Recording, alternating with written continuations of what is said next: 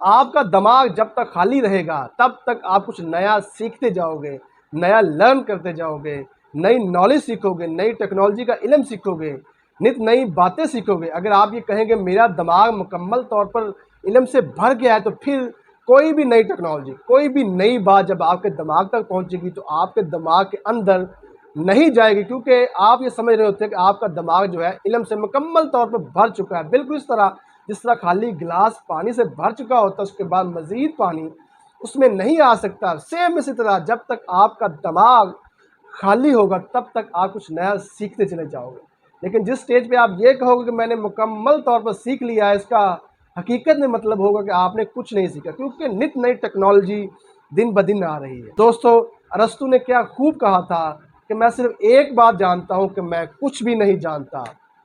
दोस्तों, अपने दिमाग को खाली रखो और ज़रा कुछ ना कुछ नया लर्न करो।